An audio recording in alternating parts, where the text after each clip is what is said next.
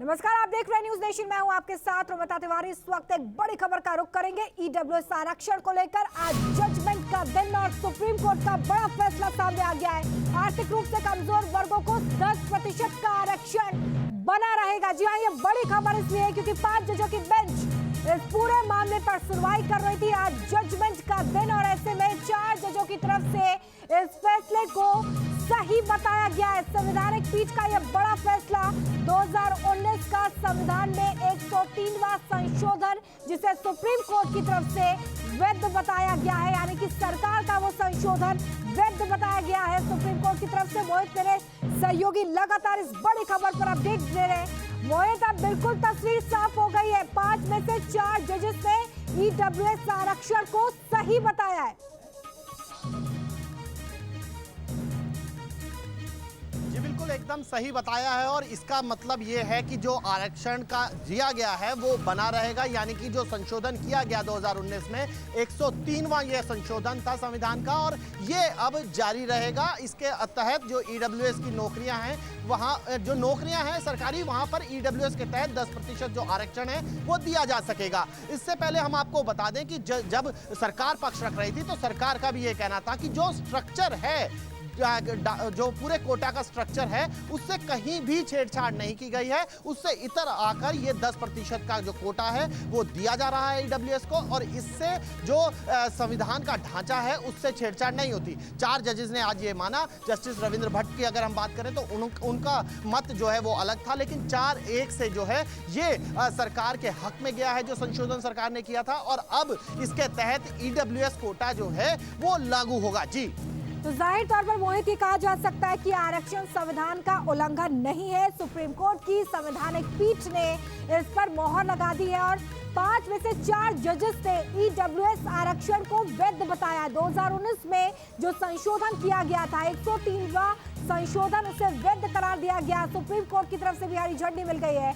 अब मोहित, मैं ये चाहूंगी कि जिन जजेस ने इसके पक्ष में अपनी बात रखी है, अगर आप उनके स्टेटमेंट शेयर कर पाए कि उन्होंने क्या कुछ कहा है अपने फैसले को पढ़ने से पहले।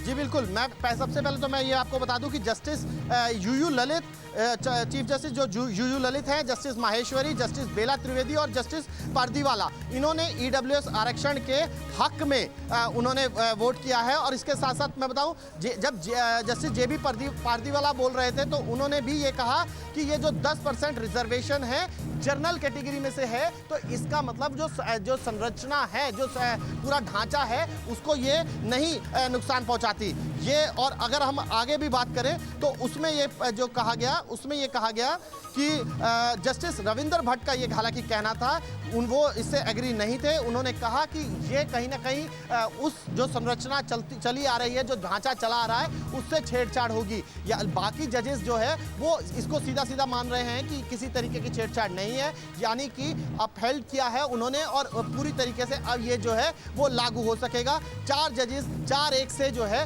वो फैसला हक में आया है और 103वां जो संशोधन है वो अब जारी रहने वाला है। कुछ देर में और डिटेल जो है वो हम तक पहुंच जाएगी। अभी अवनीश जो है लगातार इस पर अंदर कोर्ट में सुनवाई कर रहे हैं और हम आपको बता दें कि जो जस्टिस यूयू ललित है उनका भी मत जो है इसके हक में गया है। जी, चलिए, बड़ी जानकारी यहाँ पर मोहित देते हुए और ये भी बता रहे हैं मोहित कि आखिर जो 5 जजों की बेंच है उसमें हर एक जज की तरफ से इस आरक्षण को लेकर क्या कुछ कहा गया। देखिए, एस रविंद्र भट्ट जो हैं, जो इस संवैधानिक पीठ का हिस्सा, उनकी तरफ से इस पूरे मसले को लेकर असहमति जताई गई है, लेकिन जो 4 जजेस हैं उनकी तरफ से ईडब्ल्यूएस आरक्षण को सही बताया गया है, यानी कि वो संशोधन जो 2019 में किया गया था उसे सही करार दिया गया सुप्रीम कोर्ट की तरफ से और 4-1 से ये पूरा फैसला जो है वो अब सामने आ चुका है। गरीब सवर्णों को आरक्षण दिया जाएगा, 10% ये आरक्षण। और सबसे महत्वपूर्ण बात यह है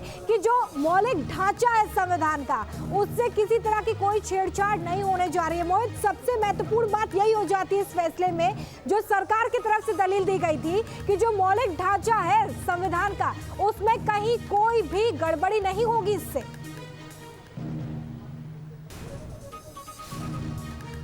जी बिल्कुल, उसी पर एक तरीके से मोहर लगी है। और मैं आपको यहाँ पर जो जस्टिस भट्ट ने कहा है वो भी एक बार पढ़ के सुना दूं कि this amendment strikes at the heart of the equality code which is the core of the constitution. यानी कि जो अपनी अलग वो जस्टिस भट्ट अलग राय रखते हैं, उन्होंने ये बात कही है। लेकिन दूसरी तरफ अगर हम आपको जस्टिस माहेश्वरी की हम बात करें तो जस्टिस माहेश्वरी ने इससे अलग उन्होंने अपनी राय रखी। जस्टिस पारदीवाला ने भी कहा कि reservation should not continue for indefinite time so that if it becomes a vested interest finally I uphold the EWS amendment। यानी कि इस अमेंडमेंट को उन्होंने अपहोल्ड किया है।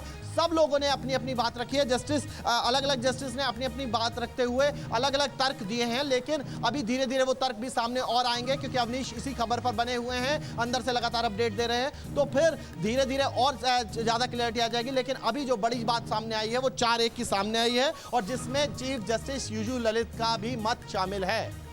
जाहिर तौर पर ये बड़ा फैसला सुप्रीम कोर्ट की तरफ से ईडब्ल्यूएस आरक्षण पर सुप्रीम मोहर लग चुकी है। केंद्र सरकार ने संविधान में संशोधन कर सामान्य वर्ग के आर्थिक रूप से कमजोर लोगों के लिए 10% आरक्षण का प्रावधान किया था और इसे सही माना है। सुप्रीम कोर्ट ने 5 जजों की बेंच में से 4 जजों ने संविधान के 103वें संशोधन अधिनियम 2019 को सही माना है और सुप्रीम कोर्ट का ये फैसला मोहित, सुप्रीम कोर्ट का ये सुप्रीम जो जजमेंट है वो जाहिर तौर पर मोदी सरकार की बड़ी जीत भी।